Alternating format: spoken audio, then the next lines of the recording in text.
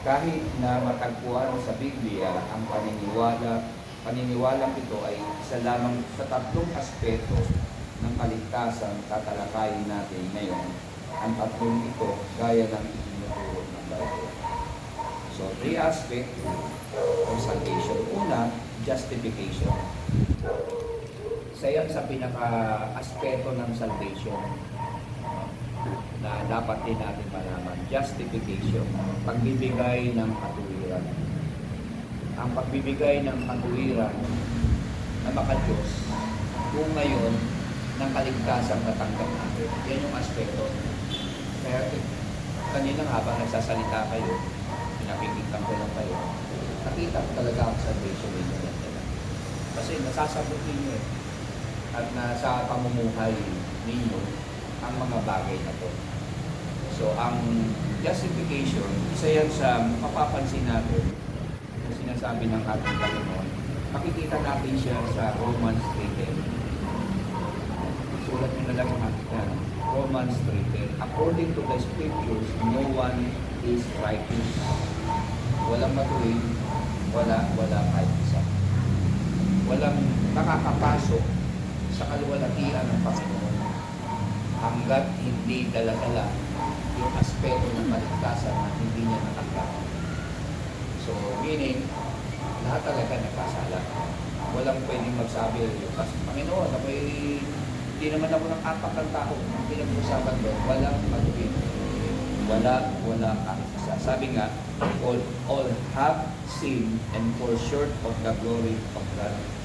And Romans 3:23, walang nakakapasok at makakarating sa kaluwalhatian ng Diyos. O yan, tanong, mag-20 muna tayo, magpapaba ng asukal. Ito yung mga aspeto ng paligtasan. Kanina habang nagsasalita si Brother Robert, yung kanyang mga sinasabi, ito na yung walang matuwid, wala kahit isa. At walang makakapasok sa kaluwalhatian ng Panginoon kung ang ating mga kasalanan. Pero isa sa mga aspeto nito na makikita natin dito, yung pagbibigay ng katuwiran sa Diyos. Ang kaligtasan, ang relasyon, pinaka-importante yan sa buhay natin. Brother Robert, pwede na tumawa mga meses kasi nahawakan niya sa buhay din ng video. At yun yung kagandahan ng natin yung ganito. Meron tayong napupuka. Meron tayong napupulong. Sabi dito, a sinner cannot justify himself. The Bible says that we cannot be saved through our religious acts and good works. Sa Romans 10 yan, verse 2 hanggang 4. Sabi nga, ayon sa mga banal na kasulatan, walang sinumang matuwid. Kaya ang word ng God ay nangangahulugan na sinasabi sa atin, walang matuwid. At sapagkat ang lahat ay nagkasala, nagkukulang sa kaluwalhatian ng Diyos. At ang sabi pa rin, ang isang makasalanan ay hindi maaaring bigyan ng katuwiran ng kanyang sarili. O Panginoon, gumawa naman ako ng kabutihan. Hindi yun ang pinag-uusapan niyan. Pinag-uusapan niyan paano tayo sumampalataya at paano mo tinanggap ang ating Panginoon. Sinabi ng Bible na hindi tayo maliligtas sa pamamagitan ng ating mga religyoso. Yung ginagawa ng mga sarili na nakapakakot lagi ko, nakapakasok. Hindi yun ang daan para maligtas sila. Sa totoo lang, million pa sa Pilipinas ang mga hindi pa naligtas na nabibigay. Pagkatuusin kahit maliit ng simbahan natin ito, pwede tayong gamitin ang Panginoon sa pangharapin. Lalo na kung dumaan tayo sa proseso ng ating Panginoon at dala natin ang kaligtasan ng Diyos. Kaya pag may mga magtatanong sa atin, alam natin ang pagsagot, alam din natin kung paano natin ipagtatanggol ang holiness ng ating Panginoon. Minsan kasi sa buhay ng minsan may mga tao talaga na hindi nakakaunawa ng ulit. Lalo na yung minsan At kahit sino, sabi na natin, kahit yung gagawin. Sabi ko, bakit inalis mo yung Mercedes? Bakit tinanggal mo yun sa barangay? Bakit tinanggal mo yun sa mapis natin? Tapos yung gulang yung nandyan ka. Sabi ko, gulang yan. Sabi ka, pag nagsasalita kayo, ang layo dun sa mga sagot, sa mga tanong mo, sa mga tanong sa iyo. Sabi ka kasi, Pastor, marami ang ginagawa. So, hindi ko na lang inanuhan. Inanuhan, kasi nga, nakita ko kasi, sabi ko sa kanya, manililo, walang matagal sa Panginoon. Ang pinag-usapan dyan ay yung nagpapahuli ka, dapat umaamin ka sa mga bagay na dapat magpapalala. Importante yun, para madagdagan ng kaalaman. Para sa ganun, pag may pasok ng problema, madali mo na solusyon. Meron kong alam na napapaisip ka kung ano yung kapangyayari. Kaya naman sa matanda, nakikinig naman. Kaya lang talagang kumbaga sa desisyon, mahina ka. Ito yung problema. So dito, mapapansin natin, ang isang makasalanan na maaaring, sabi ang isang makasalanan na hindi maaaring bigyang katuwiran ng kanyang sarili. At hindi tayo maliligtas sa pamamagitan ng religiosong gawain at mabubuting gawa at yun ang sabi ng Romans chapter 10 verse 2. Isa po yun sa pinakamahalagang makita natin na sinasabi ng Bible. Sapagkat ako'y nagpapatotoo, sabi ng Apostol Pablo, tungkol sa kanila na siya ay masigasig sa Diyos, ngunit ang kanilang kasigasigan ay hindi nakabatay sa kaalaman. Knowledge ba? Yamang hindi natin alam ang katuwiran na nagmumula sa Diyos at ang hinahangat na itatag ang kanilang sarili, hindi sila nagpapasakop sa katuwiran ng Diyos. Sa Romans chapter 10, verse 2 and 4. Kailangan talaga, meron tayong 100% na submission sa ating Panginoon. Kasi yung kaligtasan na yan, isa yan sa mga aspekto ng katuwiran ng Panginoon sa buhay natin. In short, maka-Diyos na katuwiran. At yun ang kailangan natin pagsasabuhay para sa ganon ay makita natin doon na ang aspeto ng kaligtasan ay napakahalaga para sa atin. At yun ay ang katuwiran ng ating Panginoon, ang maka-Diyos. At ang banggit pa rin ng ating Panginoon sa verse 3 ng Romans 22. The righteousness from God comes through faith in Jesus Christ to all who believe. Ang katuwiran daw mula sa Diyos ay nagmumula sa pamamagitan ng pananampalataya kay Yesu Cristo. Lahat ng sumasampalataya sa Kanya. Kaya nga, ang katuwiran, ito yung sinasabuhay natin na nakikita sa atin ng maraming tao. Kaya isa sa mga salvation ng Lord ay walang iba kundi ang katuwiran ng ating Panginoon. Yun ang dapat natin inilalaban, sinasabuhay natin upang sa ganon ay nakita namin ang gusto ng Diyos sa atin. Nagmamature tayo sa ating pananampalataya. Sa Romans 5 verse 1, Romans 5 verse 1, therefore, since we have justified through faith, we have peace with God through our Lord Jesus Christ. Kaya't yamang tayo'y inaring ganap. Inaring na tayong ganap sa pamamagitan ng pananampalataya, tayo may kapayapaan sa Diyos sa pamamagitan ng ating Panginoon. Kaya yung peace of mind dahil sa faith natin kay Lord, para sa Kanya, inari na tayong ganap at totally wala na tayo sa ilalim ng bondage ni Satan. Ang pinag-uusapan na dito ay yung aspekto ng kaligtasan na siyang sinasabuhay natin na malinaw. At ang sabi pa rin ng 2 Corinthians 5, chapter 5, verse 19 and 21, ito ang unang aspeto ng kaligtasan natin. Tayo ay tumanggap ng kapatawaran at katuwiran dahil tayo ay kaisa. So, ulitin ko. This is the first aspect of salvation. Number 1, we receive forgiveness. Number 2, and righteousness. And number 3, because we are one. Yan yung aspeto ng pangalaking blessing na na-receive natin sa Kanya. Sa 2 Corinthians 5:17, alam natin to na we are new creation. Guys, bago na tayo. Palagay ko naman wala namang umiinom na dito ng Tory Denial. May umiinom pa sa akin. Ang pagbabago, makikita natin dito sa 2 Corinthians 5:17, we are new creation. Guys, bago na tayong nilalang. This aspect of salvation is instantaneous.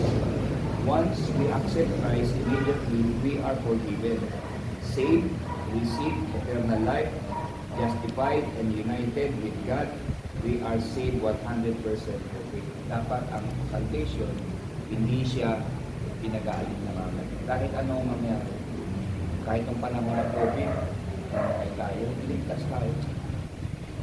Iligtas tayo. Meron tayong 100% na kaligtasan mula sa ating Panginoon. Tayo ay mga bagong nilalang na. Mga bagong nilalang na tayo.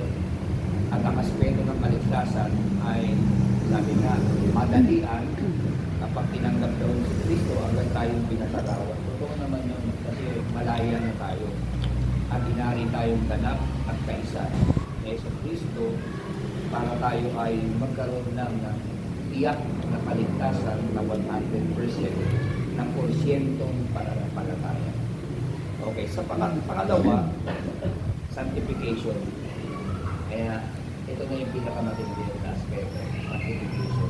Pinapaging banal. Yung kanila narinig yung testimony ni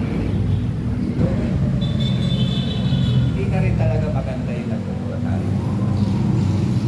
Isa na dala ng ilusyon. Pag nagagalit tayo, pagka nawala ng galit, kung paano, maiisip natin yung nabitawan natin sa iba. Siyempre, hindi tayo ng tawad sa Diyos. Kaya Diyos naman ang papatawad. Pero pansinin niyo, yung hindi ko niyo pakilala si Lord. Ako talaga lang, pero wala pa sa bibig ko mula eh. Parang okay lang sa akin. Hindi ko maisip humingi ng tawad yung pagmumura kasi hindi ko makilala ang Diyos eh. Pero nung makilala ko ang Panginoon, kahit kayo, nung makilala niyo ang Panginoon, napamura kayo. Anong pakiramdam niyo? Oo, parang walang peace of mind, no? Gusto mo mong bawiin, hindi mo na mabawi. Napitawag mo din. Kung gugustuhin talaga pagkakas, kasi gano'n din ako magpagtanim ako, magpagpula. Gano'n na wala naman. Ako lagi na sumasaway sa mga family ko eh. Kung narinig ko, bawal yan, ibig na pray, hindi yung pray namin. Kasi sa mga trabaho ko so sabi ko, naging pray na pangit eh. Ano ko pa rin yan? Nandiyan kami sa akin, yung pastor, parang Minsan pag kayo, kahit ako pag malating yung naiinis ako, hindi mapapamura ka. Relax ko talaga sabi ko. Kasi sabi ko naman, ikaw talaga, praise the Lord ka sa buhay mo talaga. Ganun na lang yung ginagawa ko. Sabi isa, si Marcel, ganun yung napapanggit ko. Ikaw talaga, hallelujah ka sa buhay mo talaga. So, yun po yung yan po yung kailangan natin na maunawaan natin. Ang sanctification ay pinapag-ibanal tayo ng Diyos. Ilalayo tayo sa mga demonic words, negative words, sa mga curse words, at lalong-lalo na siyempre doon sa mga bagay na sa ngayon, siyempre may mga kailan na tayo. Medyo na tayo, para sa lipas na tayo dun sa kabataan natin na mahilig sa babae. Kasi yan bumababa yung ating damdamin natin. Iba na yung nagiging takbo ng isipan natin. Lalo lalo na nasa Panginoon. Ang kailangan po natin doon ay lumakad tayo ng ayon sa kalooban ng Panginoon. Ang pagkatapos ng kaligtasan, sabi dyan, may proseso ng pagbabago. Amen. May proseso ng pagbabago. Yun ang isa sa makikita po natin. Sabi nga sa English version, after salvation, there is a process of change. Mayroong magandang pagbabago. So ito na yung process natin na dinadaanan natin. At natutulungan tayo ng Panginoon para sa ganon ay yung pangalawang aspeto na meron tayo ay ang mamuhay tayo sa kabayan. Sa iyo sa mga magagandang ginagawa ng ating Panginoon. At napansin ko rin dito, the sanctification is not instantaneous but gradual. Kumbaga sa Tagalog, ang pagpapakabanal ay hindi madalian, hindi siya madalian. Ako, naniniwala ako eh. Nahirapan ko si Brother Ruben, tatanggalin yung alak eh. Nakita ko, tinatapan niya sa kanya. Talaga lumaban ko eh. Yun ang, nung nakaraan naman, nung ako'y napunta ng kasal niya yung anak ni Claro, merong alamansidious. Hindi ko alam na may halo pala yun. Oo. May halo. Akala ko nga hindi ko kasi namoy. Lagi ko namoy basta dahil sa ulo. Siguro mga ganyan na. Nung malaman ko na may karga, may gin, parang lasang margarita eh. Kaya na ngayon, alam ko yung gano'n. Kaya parang may hilo. Ganun lang naman kasi ang tagal ko hindi ko nila eh. Ganun lang naman ko. Nung malaman ko, sinuli ko. Ano nila, kasi gusto mo naman yun. So, namaramdaman ko para kung may ito na hinahantot na ito na ito. Yun ang kagandaan sa taong namumuhay sa kabanalan. Alam mo na yun, na mayroong laman mo, na ibang pakaibang espiritu, tapos ininom mo rin tuloy-tuloy, intentional yun. So, kailangan lahat ng ginagawa natin sa Panginoon ay sinasabuhay natin. Kaya hindi rin madalian yung mamuhay sa kabanalan. At isa pa rin sa nakita ko dito, we are indeed saved from sin. The devil can help, but we still need to be transformed from our wrong deeds, thoughts, and motives. Kumbaga sa Tagalog, ito ay pagpapakabalal sa isang proseso ng pagbabago na nagsisimula sa loob. So sa loob, ang unang mababago dyan, kaluluwa natin, isipan natin. Pag nabago yung loob, makikita yun sa labas. May mga ilalabas yun. At doon natin mapapansin. Kunyari, ito, si Brother nakita pagbabago. Kahit kasama niya na matagal sa trabaho, pero hindi nila kilala yung panloob na katauhan nila na pinahati ng Panginoon. Sa 3 taon na merong gawain doon at pinukul-pukul siya ng mga persecution sa kanyang buhay, akala nila, ang kilala lang nila ang Brother Robert lumang nakaraan. Hindi nila alam ay yung Brother Robert na bago naka-united ni Jesus na nasa puso. Yun ang hindi nila makikilala. At yun ay lalabas yun sa ating panloob na katawan. At yun ay makikita ng kanindigan at ang kaluwalhatian ng aming sa Philippians chapter 2 verse 12. Isa yan sa mga napansin ko. Sabi nga, thought we are saved from the power of sin. Sabi nga, bagamat tayo ay naligtas na mula sa kapangyarihan ng kasalanan, we need to forsake the works of sin. Kailangan daw natin talikuran ang kasalanan. Araw-araw kailangan talikuran. Yun ang sabi dito. Simple attitude as a result of former evil thought pattern in our lives. We have been delivered from Egypt, but we need to forsake the ungodly practices of Egypt.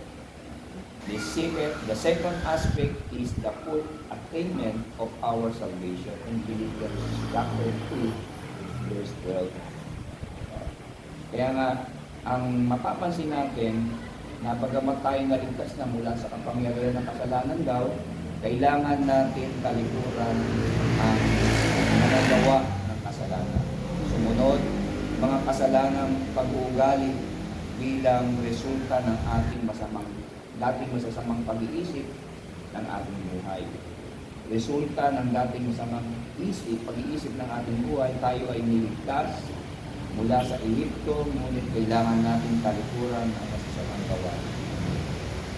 Ang ikalawang aspeto, ito ay naganap sa pagkamit ng kaligtasan sa sinasabi ng Philippians chapter 2, verse 12. So yung pamumuhay sa kabanalan, ang pinapakbanan, justification, kailangan natin itong sundin at ipamuhay para sa ganon, hindi tayo mapaglalangan sa atin. Isa sa mga napansin ko rito, sabi dyan, continue to work out your salvation with fear and trembling.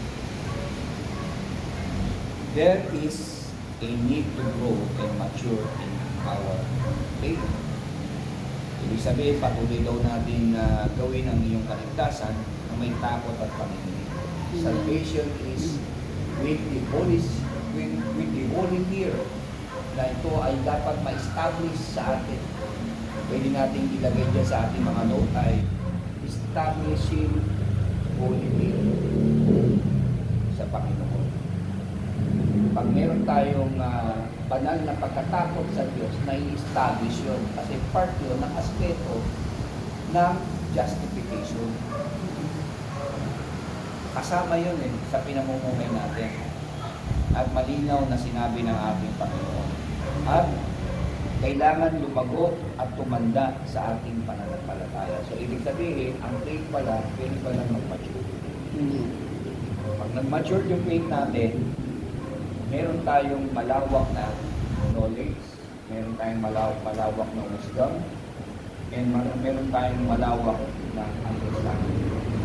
Yung tatlo na yan, may pinalaman sa aspect of justification with holiness. Meron kasi, ka-unite na natin si Lord, kaisa na natin siya.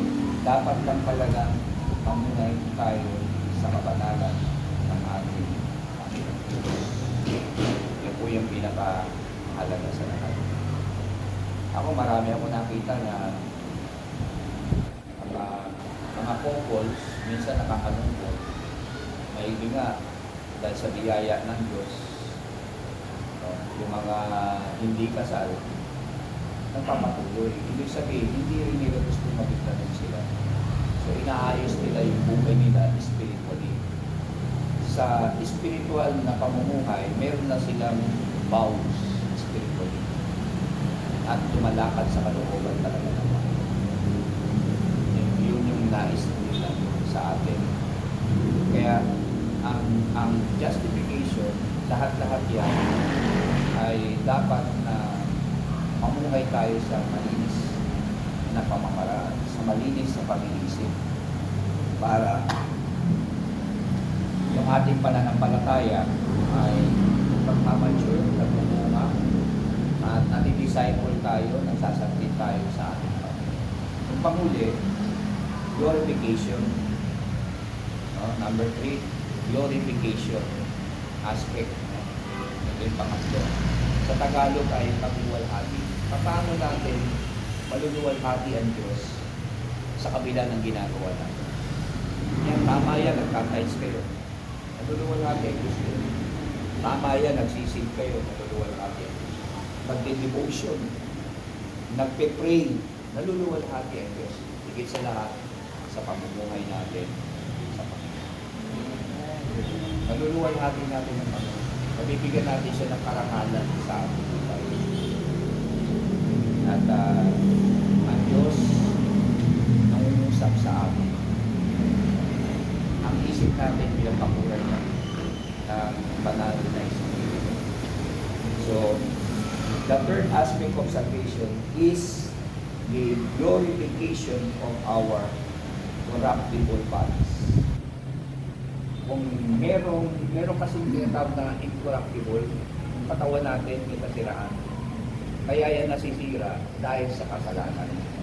Kaya pag sinabing corruptible, katawang hindi nasisira. Bunga yun ng pagluluwalhati ng Diyos natin, tapos ang kaluwalhatian ng Diyos ay dumadaan din sa ating pagkatao. Kaya ang katawan natin, ang spiritual life natin, may talagang nasisira yan pag nagpatuloy sa kasalanan. Mapapaintiyan niya. Pero ang Lord nangako siya sa kanyang pagkamatay at muling pagkabuhay, ang maglagay siya ng incorruptible body. Nagtataglay ng kaluwalhatian ng ating Panginoon. Saan yung pastor makikita? Makikita siya sa 1 Corinthians chapter 15 verse 51 and 55. This happens when Jesus Christ come back to take all those who belong to Him. This is written by the Apostle Paul sa Philippians chapter 3 verse 2 and 21. Yung una, 2 Corinthians 15 verse 51 and 25. Edas po yun, diretso po yun, 51 hanggang 25. Tapos Philippians 3 verse 2 and 21. So sa ikatlong aspeto ng kaligtasan, ang pagluwalhati ng ating katawan na nasisira. Pero kayang gawing corruptible ng ating Panginoon. Mangyayari lamang ito kapag dumating ang ating Panginoon Jesus. Kasi, caught in the act, pag bumabak si Jesus at ang Holy Spirit magbibig sa atin, pag tayo ni-rapture ng Panginoon, hindi po kasama damit natin. Maiiwan niyang damit niya sa inuupuan natin. Kukunin tayo ng Panginoon sa pamamagitan ng corruptible. Corruptible yung katawan hindi nasisira. Yun yung ating katawang spiritual. Amen? But our citizenship is in heaven and we eagerly await a Savior from there. The Lord Jesus Christ, who by the power of that enables Him to bring everything under His control, will transform our lowly bodies so that they will be like the glorious bodies. Sa Ephesians po yan, Philippians 3:20 and 21. Makikita po natin doon. Ibig po sabihin, ngunit ang ating pagiging mamamayan ay nasa langit. Yun po ang tunay natin, lugar, nasa langit. At ang buong pananabik natin hinihintay ang isang tagapagligtas. Mula roon ay ang Panginoon. So tayo ay hindi tagapagligtas. Tagalangit po tayo. Tayong mga namumuhay sa kalooban ng Panginoon. Kung paano tayo ginagamit ng Diyos at nasa atin yung kanyang kaluwalhatian, ginagawa natin yung nais ng ating Panginoon. Sa pamamagitan ng kapangyarihan na nagbibigay daan, baka sa ilalim, ang lahat ng bagay ay magbabago ng ating mababang katawang lupa upang sila'y maging katulad ng kanyang kaluwalhatian sa ating Panginoon. So, purihin ang ating Panginoon. Yan po yung nais ng ating Panginoon. Sa 1 Thessalonians 4:16, ito yung sinabi ng Lord sa atin. Sa kanyang ikalawang pagparito, kukunin lamang ni Kristo ang mga pag-aari niya. Tanong, sino yung mga pag-aari niya? Tayo. Tayong mga ligtas na. Maging sila ay patay na o nabubuhay pa. Sinabi ng 1 Thessalonians 4:16. Hindi man lahat ng tao nakamatay. Hindi ko lahat. Yung mga taong pagdating ni Jesus para i-rapture at kunin sila, yung mga taong hindi inabot na humiga sa ataol, na humiga sa ospital, yung mga taong buhay na may Kristo sa puso, na hindi naka-experience ng kamatayan, Savior. At yung mga namatay kay Kristo, katulad ni Pastor May, tayo madadanasan din natin yan, save pa rin. Kaya nga dalawang aspeto yan, makikita natin. Ganon katindi yung glory ng ating Panginoon. Kaya nga, malinaw na ang sinabi ng Thessalonians chapter 4, verse 16. Sapagkat ang Panginoon din ay bababa mula sa langit na may malakas na utos, na may tinig ng arkanghel at may pulot ng trompeta ng Diyos, at ang mga patay kay Kristo ay unang mga bubuhay. Halimbawa, katulad po ng tayo, namatay tayo ngayon. Hindi natin inabot yung rapture. Hindi natin inabot yung namatay tayo. Pagdating ng second coming ng Lord sa kanyang pagbabalik, yung mga namatay, yun ang unang-unang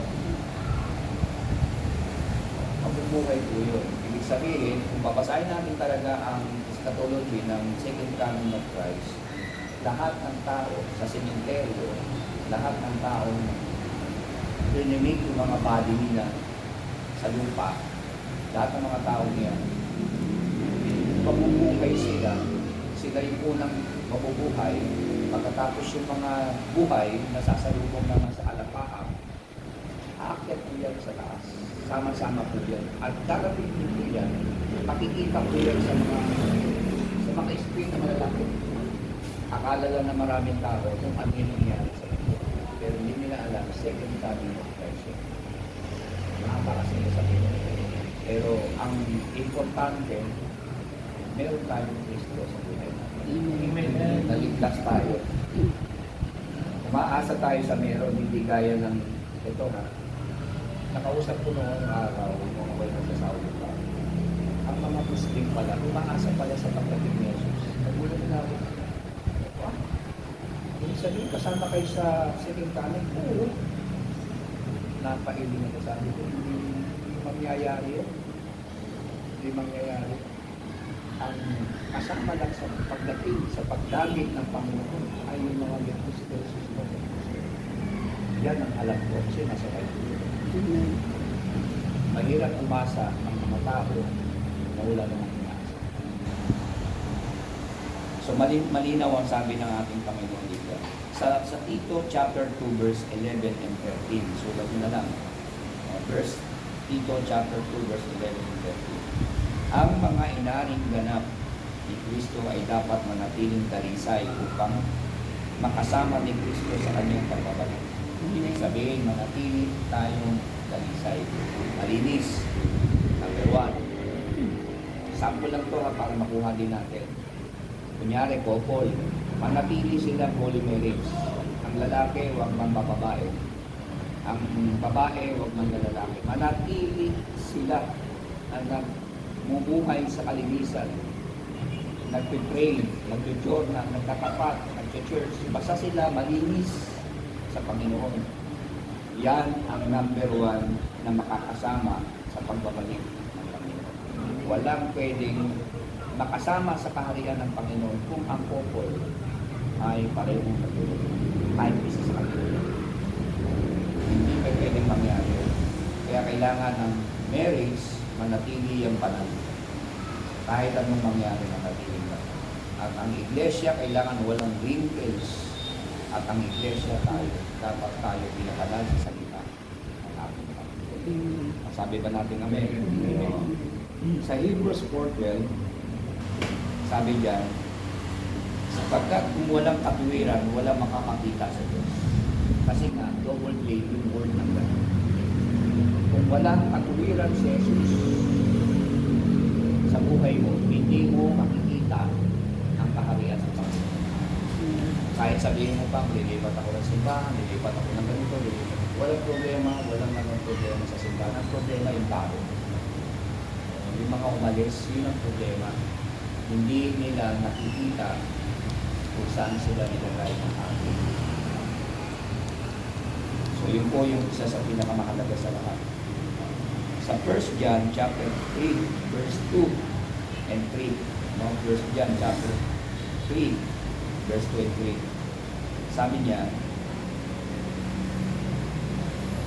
ang nagpapayo sa mga anak ng Diyos na naghihintay sa kirong pagparito ni Kristo. Ibig sabihin, yung mga tumanggap ng advice o pinapayuhan bilang mga anak ng Diyos. Sila po ang kasama rin sa pagpapalik ng ating Panginoon Jesus. Sabi nga, mga minamahal, ngayon ay mga anak na tayo ng Diyos at kung ano tayo at hindi nakakakilala, ngunit alam natin na kapag siya ay nagpakita, tayo ay magiging katulad niya sapagkat makikita natin siya bilang siya. Kaya nga, ang may Kristo sa puso at ang sabi doon at ang namumuhay sa katuwiran ng Diyos, makikita niya ang Diyos. Okay, katilis ka ng puso. Makikita mo ang Diyos. Makikita mo ang mga himala ng Panginoon sa loob ng simbahan. Makikita mo kung paano siya kikilos, nangyayari. Tulad ng Spirit ni Brother Robert, nagpa-check up siya, nakita niya yung miracle ng Panginoon. Maliit at malaki dapat natin pagpasalamat kasi miracle niya sa salvation. Yan po yung kahalagahan ko. Ngayon, mga kapatid, sabi nga, mga minamahal, oo, tayo ngayon ay mga anak ng Diyos. Ngunit hindi natin lubos, maisip ang lahat ng mangyayari sa dating niya. Ngunit nangako si Yesu Cristo na tayo magiging katulad niya at makikita natin siya kung ano talaga siya. At ang mga may ganitong pag-asa ay dapat panatiling malinis ang kanilang sarili gaya ni Kristo at ibig sabihin, hindi tayo magiging parang Diyos. Ibig sabihin, magiging kagaya tayo ni Jesus na namuhay dito sa lupa ang nagpapakyat sa lahat. Kasi si Jesus ang aming good example. Panghuli, sa application natin, may tatlong tanong dito. At itong tatlong tanong na to, tayo na rin mismo makakasagot nito. So, number 1, have you experienced the first aspect of salvation? Naranasan mo na ba ang unang aspeto ng kaligtasan? Isa ko na yan kayo na nakakaalam yun, base sa mga testimony nyo kanina sa mga sinabi. So, meron na tayong isang aspeto na natanggap na natin sa mga. Pangalawa, if you are saved, the first aspect, yet there is no transformation of our sinful life. Second aspect, and we be with Jesus Christ when He comes. Third aspect. Kung baga sa Tagalog, kung tayo ay ligtas, unang aspeto, ngunit walang pagbabago mula sa ating kasalanan buhay, makasalanan buhay. Pangalawang aspeto, makakasama ba natin si Yesu Cristo yung pagdating niya? Ikatlong aspeto. So lahat po yun, makikita natin ang first aspect, ang second aspect, and third aspect. Nasa atin yung sagot. Alam na natin ito. At yung pangulit, are you preparing yourself to the coming of Christ? In what ways? Yan. Kung hinahanda mo ang sarili mo para sa pagdating ni Kristo, sa paano natin siya. Tayo, nagiging handa naman tayo pag Sabado pa lang na alam natin yung Diyos. So, meaning, hinahanda natin yung sarili natin. Yun ang ibig sabihin. Hindi lamang yung magsisimba ka. Hindi lamang yung hindi ka aatin, hindi ka magsasara, hindi ka magpapaan. So, ang personal aspect lang, nakahanda ka na lang sa pagdating ni Jesus. Huwag mong dapat. So, ito po ay sa buhay natin, paglilingkod sa Diyos. So, ang tatlong aspeto ng ating pong pinag-usapan, so, 3 aspects of salvation. Number 1, justification. Natin kalimutan po ito. And number 2, ang makikita po natin ay sanctification. Pinapaging banal. glorification, pagluwalhati sa Diyos. Itong tatlong to, ang aspeto ng kaligtasan na tungat natin.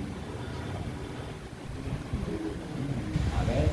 So, malinaw yung ating po na napag-usapan. At tayo po ay manalangin. Lord, maraming salamat sa kaligtasan pinagkaloob mo sa amin. Salamat sa mga kabutihan mo sa amin. Lord God, patuloy kang mamuna sa buhay ng bawat isa. Lord, lalo na magpapalit ang taon, ang aking dalangin ay wala kong mabawasan sa amin. Kundi kami ay tutungan mo ng buhay. Pahabain ang buhay para makapagpintong kami. At kung may dadating man sa buhay namin na malaking blessing, kasama ang ministry na pagpapala. Kaya Panginoon, salamat ng marami sa mga karamdaman, Panginoon. Pagalingin mo kami. Lagi mo kaming liligtas at alagaan ang aming kalusugan, ang aming spiritual life. At salamat sa bawat isang naririto na patuloy mo silang punuan ng iyong kapangyarihan. Lalong-lalo na, Panginoon, pag may problema, may solusyon. At ang aspeto ng kaligtasan aming narinig ay sa buhay namin. Holy Spirit, kailangan namin ang ikaw lang talaga yung presensya mo, ang pangarap namin makasama. At ikaw ang siyang maluwalhan na lumakad kami, malinis, dalisay, banal, at na may takot sa Diyos na may Panginoon. At pagpalain mo rin ang mga resources namin. At ikaw ang miracle. Lalo na, Panginoon, sa aming mentoring sa Papasok ng Center para sa bungad ng pagpasok ng taon ay nakareki kami sa mga pagpapala at sa tagumpay ng paglaban sa inaharap. Salamat, Panginoon, at sa pangalan ni Jesus, sa panumay ng Holy Spirit. Amen. Amen.